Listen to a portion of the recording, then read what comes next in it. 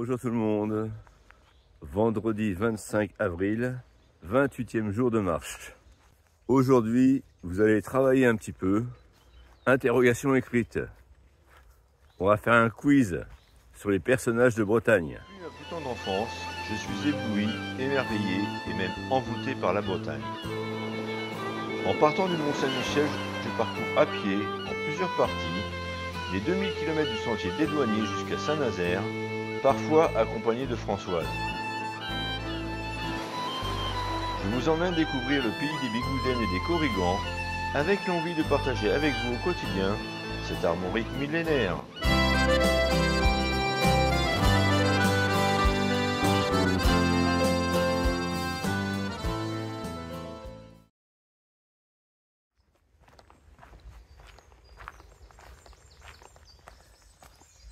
Je dois être à Morlaix mardi soir, dernier délai.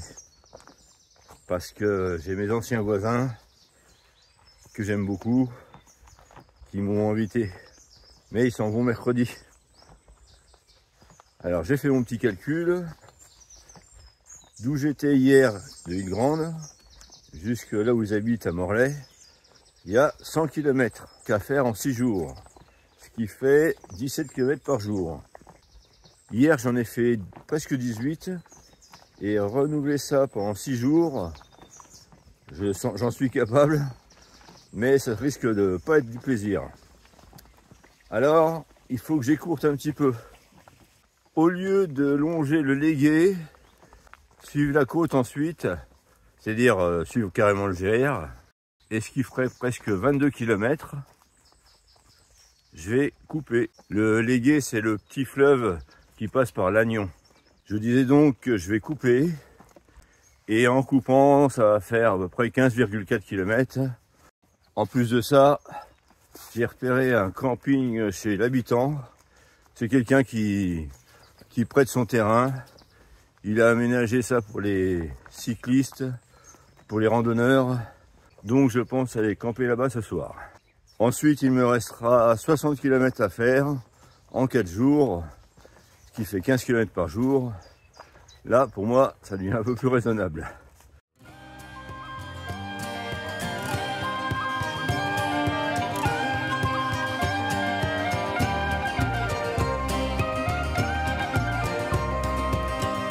In the village of Kildoran lived a maiden young and fair.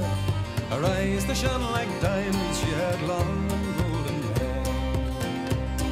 The countryman came riding up to her daddy's gate, mounted on a milk-white stallion, he came out the stroke of 8. Step it out, Mary, my fine daughter, step it out, Mary, if you can. Step it out, Mary, my fine daughter, show your legs to the countryman, show your legs to the countryman.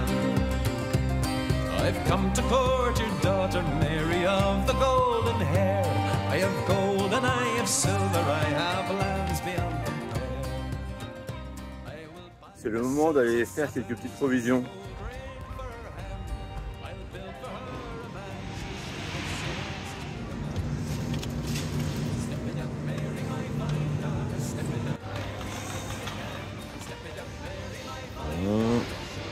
Oh, 250 grammes.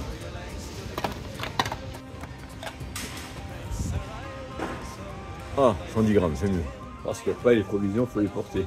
C'est curieux, le sac à dos est plus lourd. Et ça, c'est pas une vision d'optique. Mary's father spoke up sharply, you'll do as you were told. You'll marry him on Sunday and you'll wear the ring of gold. So step it out, Mary, my fine daughter, step it out, Mary, if you can. Step it out, Mary, my fine daughter, show your legs to the countryman, show your legs to the countryman. Ça y est, c'est l'heure du quiz. Alors vous allez tous prendre une feuille de papier et un crayon.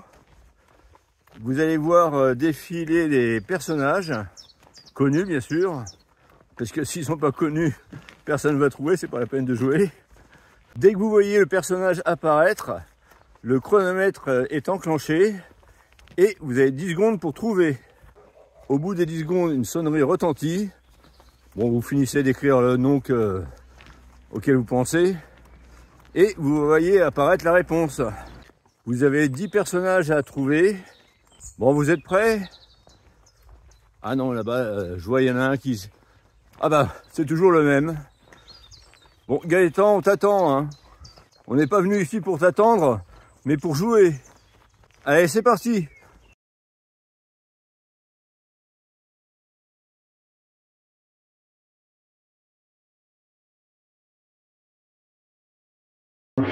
C'est Alan Stivell.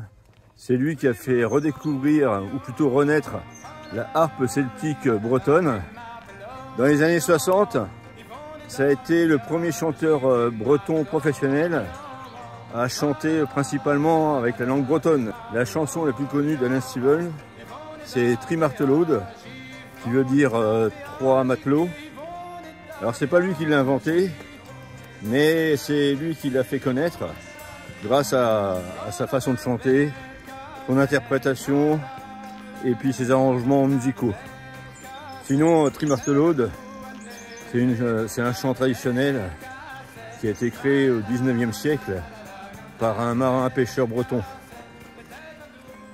Allez, maintenant, personnage numéro 2. C'est parti!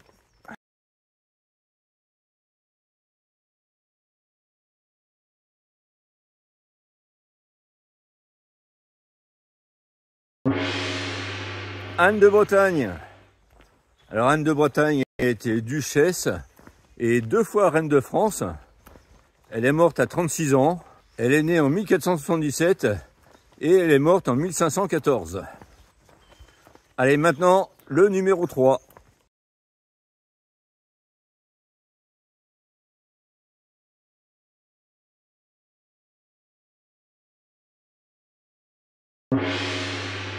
Assurance Tourix, dans Astérix et Obélix.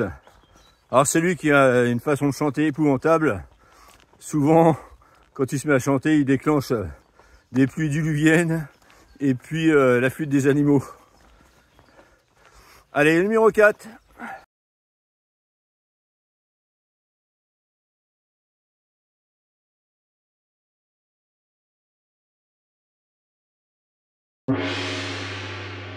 Et oui, Bernard Hinault, il a fait 8 fois le Tour de France, il l'a gagné 5 fois, il a gagné 3 fois le Tour d'Italie, 2 fois le Tour d'Espagne, et puis il a été champion du monde en vélo sur route.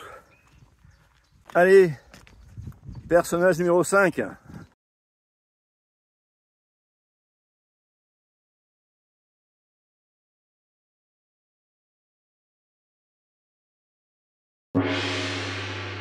Eh oui, Bécassine. Alors Bécassine est née en 1905 dans un hebdomadaire pour les enfants qui s'appelait la Semaine de Suzette. Et elle est née à Clocher-les-Bécasses, près de Quimper. Allez, le numéro 6 maintenant.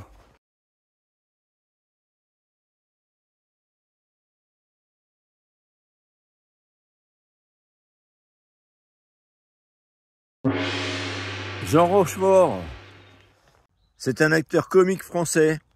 Il est né en 1930 et il est mort en 2017.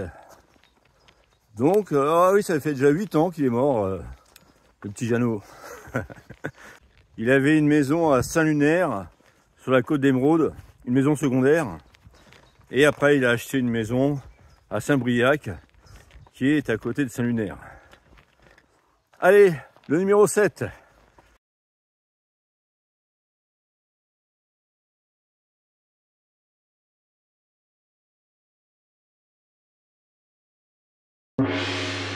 Le Corrigan, ce qui veut dire petit nain en breton. C'est une créature de Bretagne comparable au lutin. Il peut être bienveillant ou maléfique selon les circonstances. Il peut faire preuve de beaucoup de générosité, mais aussi est capable d'horribles vengeances. Le numéro 8.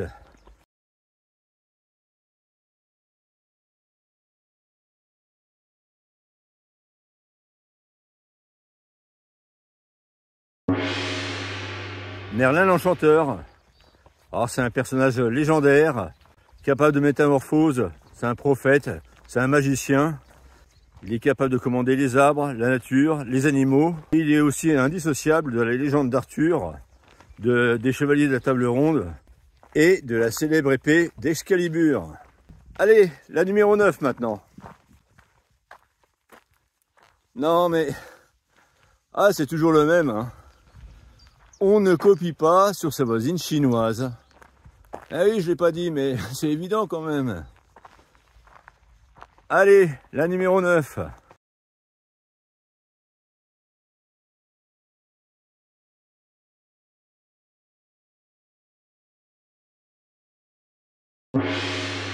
Olivier de Kersauzon. Olivier de Kersauzon, c'est un grand navigateur français.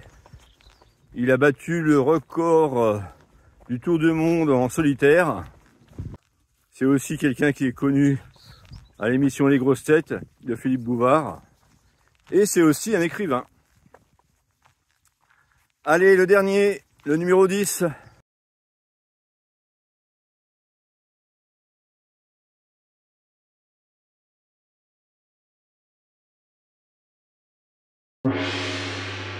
Stéphane Guivarch, footballeur français.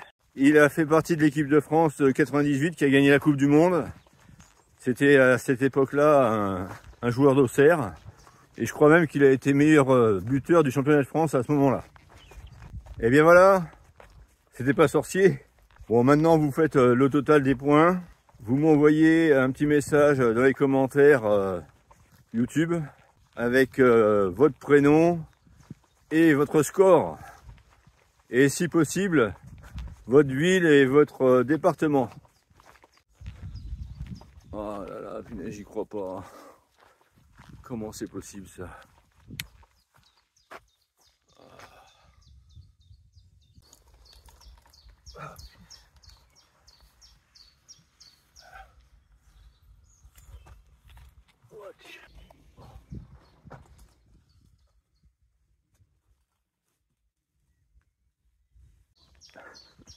C'est sport, mais finalement j'aurais pu passer par-dessus.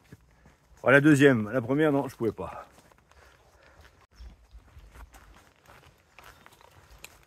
Après ce quiz, j'ai quand même regardé si je m'étais pas trompé, mais ça va.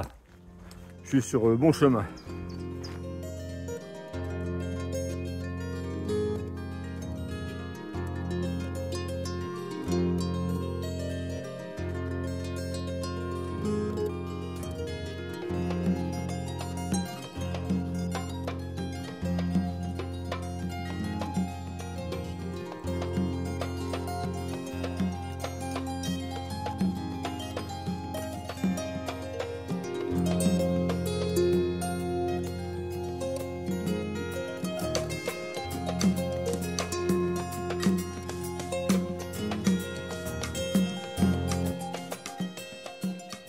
Ah oui.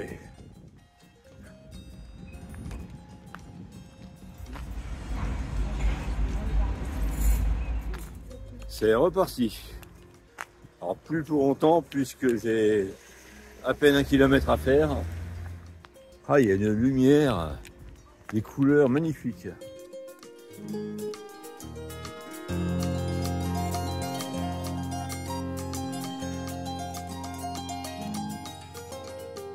Petit souci, le bout de terrain sur lequel on peut poser la tente de camping est fermé par un portillon qui lui est fermé par un cadenas à code. Le problème c'est que la dame, elle se souvient plus du code. Alors il y a son mari qui s'en souvient, sauf que son mari est parti et il n'a pas de téléphone portable. Bon, finalement le problème s'est résolu assez rapidement puisque le monsieur est arrivé juste après vous aurez expliqué ce qui m'arrivait. Et regardez.